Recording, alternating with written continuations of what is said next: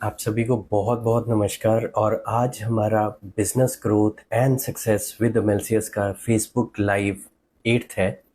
और आज का जो टॉपिक है बहुत ही इंटरेस्टिंग है and that is developing a content calendar. तो टॉपिक शुरू करते हैं, ठीक है। और टॉपिक जो है एक स्टोरी के माध्यम से हम लोग समझते हैं। स्टोरी है एक फैशन बुटीक की। एक मैम थे, उन्होंने एक फैशन बुटीक खोला हुआ था और शी वॉज समवेयर स्ट्रगलिंग। उनका बिजनेस ग्रो नहीं कर पा रहा था। उसका रीज़न ये था कि कुछ एक गलतियां हो रही थी और उसमें से सबसे मेजर जो थी कि वो अपने प्रोडक्ट्स को शोकेस नहीं कर पा रहे थे प्रॉपरली।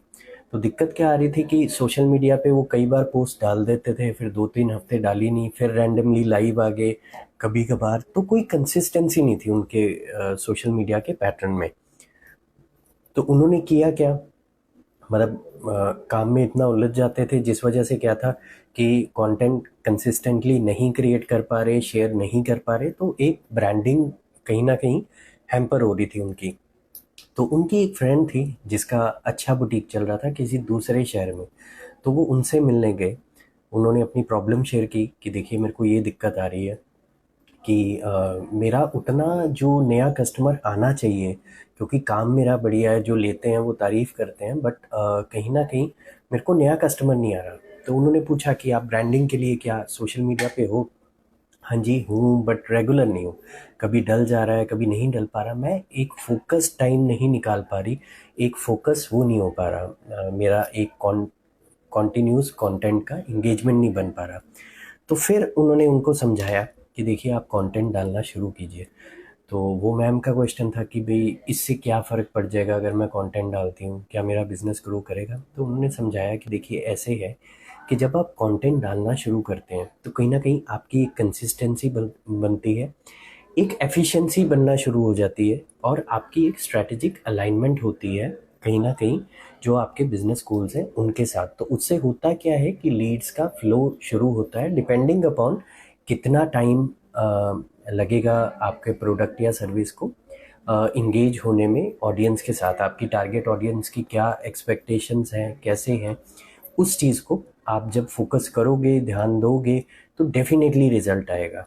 तो फिर उन्होंने कहा कि ठीक है, मैं कैसे कर सकती हूँ, मतलब एक इफ़ेक्टिव कंटेंट कैलेंडर आप कह रहे हो कि बनाओ, कंटेंट कैलेंडर प्लान करो, बट मुझे तो आता ही नहीं बनाना। तो फिर उनके जो फ्रेंड थे मैम, उन्होंने बताया कि देखो ऐसे है, सबसे पहले तो अपने गोल्स डिफाइन करो आप। ठीक है, जब आप गोल्स डिफाइन करोगे तो आपको पता होना चाहिए कि अल्टीमेटली आपको अचीव क्या करना है, किस चीज़ के लिए आप कंटेंट बना रहे हो।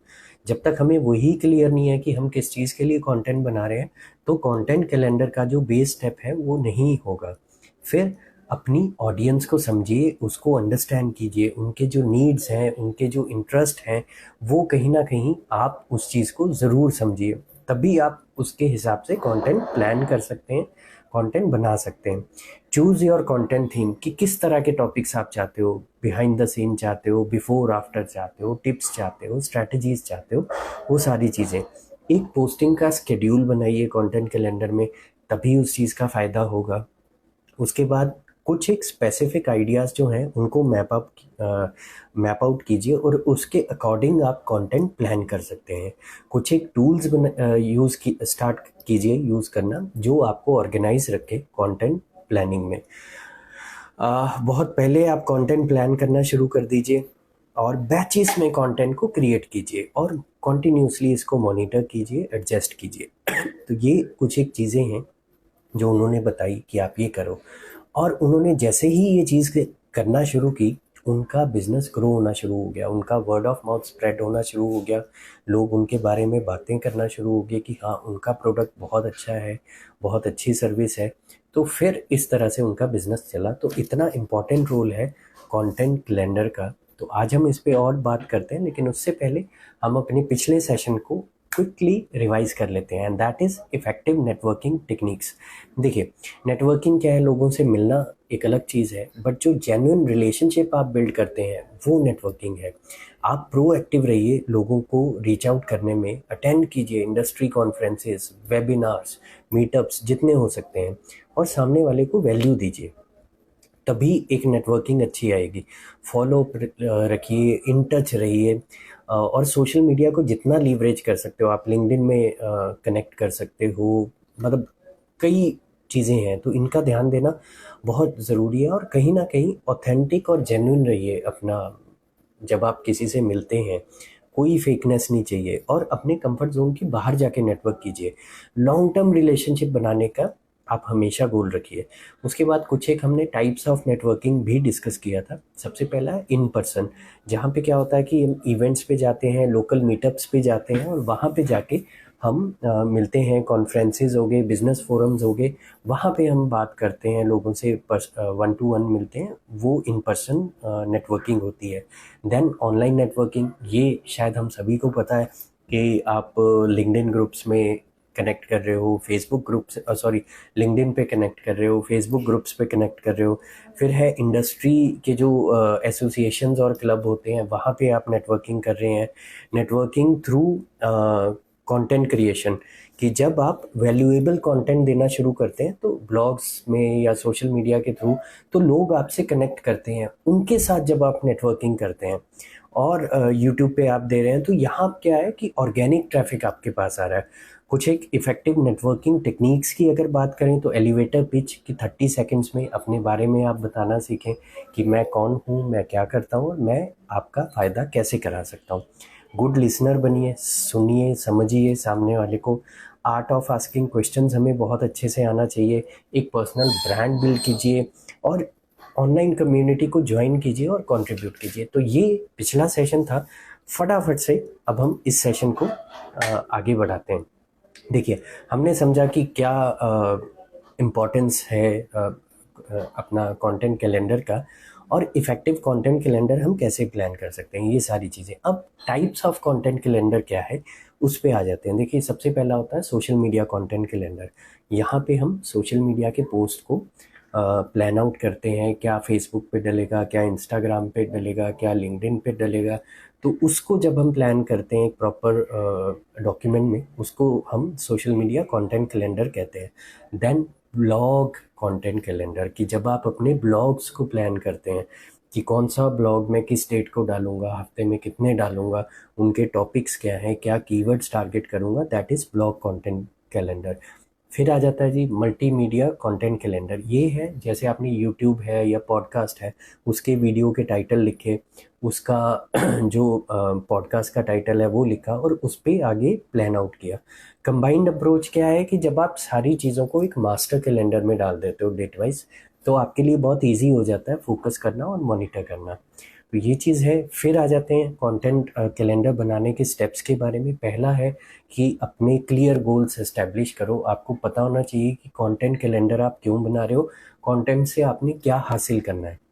फिर अपने टारगेट ऑडियंस को अच्छे से, जितना डीपली जान सकते हैं उतना डीपली हम लोग जानें। वो बहुत इंपॉर्टेंट है कि अगर आप अपने टारगेट ऑडियंस की नीड, उनके इंटरेस्ट, उनका बिहेवियर जो है उसको समझ गए, तो बहुत इजी हो जाएगा कनेक्ट करना। फिर कुछ कंटेंट आइडियाज़ को ब्रेनस्टॉर्म कीजिए। आप कॉपी पेन लीजिए या एक्सेल लीजिए, वहाँ पे आप लिखते जाइए, कुछ एक पिलर्स एस्टेब्लिश कीजिए, और उसके आसपास आप ब्रांचेस कर सकते हैं। Then determine content frequency and platforms, कि आपने कितना कंटेंट पब्लिश करना है, डेली करना है, ऑल्टरनेट डे करना है, हफ्ते में 3 बार करना है, हफ्ते में 2 बार करना है, 1 बार करना है, वो सारी चीज़ें। और प्लेटफॉर्म कौन सा यूज़ करना है ज़्यादा, लिंक्डइन पे फोकस करना है, फेसबुक इंस्टा पे करना है, किस पे करना है। उसके बाद डेडलाइंस को सेट कीजिए और टास्क को असाइन कीजिए। आपके कंटेंट कैलेंडर में हो सकता है 2-3 लोगों की ज़रूरत पड़े, तो आप अकॉर्डिंगली टास्क असाइन कर सकते हैं। कोई क्रिएटिव बना रहा है, कोई कंटेंट जो कैप्शंस हैं वो लिख के दे रहा है, हैशटैग रिसर्च करके दे रहा है, बट कोई भी टास्क बिना डेडलाइन के फ़ायदेमंद नहीं रहता। तो मेक श्योर कि आप कंटेंट जो है कैलेंडर जब बना रहे हैं, तो टास्क जब असाइन कर रहे हो तो डेडलाइन भी साथ दे रहे हो। फिर एक विजुअल कैलेंडर बनाइए, जहाँ जैसे गूगल एक्सेल पे, सॉरी गूगल शीट्स पे या एक्सेल पे, जहाँ पे पूरा एक फॉर्मेट बना हुआ है और आप वहाँ से देख के कंटेंट को बड़े अच्छे से पिक कर लेते हैं। And then track performance and make adjustments, कि आप परफॉर्मेंस को ट्रैक कीजिए, एडजस्टमेंट्स अकॉर्डिंगली कीजिए, तो आप कंटेंट कैलेंडर जो है आपका थ्रू आउट लॉन्ग टर्म चलता रहेगा। बेस्ट प्रैक्टिसेस की अगर बात करूँ, सबसे पहले दूर तक होना चाहिए कंटेंट आपका, प्लान अहेड, कम से कम 3 महीने 6 महीने का आपका कंटेंट रेडी हो, एटलीस्ट 3 मंथ्स तो है। बाकी देखिए ट्रेंडिंग टॉपिक्स चेंज हो सकते हैं, लेकिन जो कोर आपके कंटेंट आइडियाज़ हैं वो आपके पास मोटे मोटे होने चाहिए। फ्लेक्सिबल हमें होना पड़ेगा, क्या चीज़ की कब एडजस्टमेंट करनी है, क्या ज़रूरत है, अकॉर्डिंगली आप उस चीज़ को कर सकते हो। रीपर्पस कीजिए कंटेंट को। अगर आपका रिटर्न फॉर्म है, उसको ग्राफिक, उसको वीडियो, उसको ऑडियो, हर तरह से आप उसको रीयूज़ कर सकते हैं, तो वो करना बहुत ज़रूरी है। फिर आ जाता है कि क्रिएट एवरग्रीन कंटेंट। जैसे मैंने कहा, कुछ एक ऐसा कंटेंट यूज़ कीजिए जो हमेशा ही चलता है, जैसे हाउ टू गाइड्स होगी, टिप्स होगी, स्ट्रैटेजीज होगी, ये सारी चीज़ें। तो आप सब इतना इतना टाइम देते हो मेरे को, उसके लिए बहुत बहुत धन्यवाद। तो आज का सेशन इतना ही। नेक्स्ट थर्सडे जो हमारा टॉपिक होने वाला है that is public relations for growing business. ये बहुत इंपॉर्टेंट है कहीं ना कहीं टॉपिक, क्योंकि आप कैसे अपना पीआर बनाते हैं वो बहुत मैटर करता है। तो आज के लिए आप सबका बहुत बहुत धन्यवाद। ऐसे ही हमारी जो business growth and success with MLCS की जो सीरीज़ है, इसके साथ आप जुड़े रहिए। धन्यवाद बहुत बहुत। मिलते हैं next Thursday 3 PM sharp. Thank you.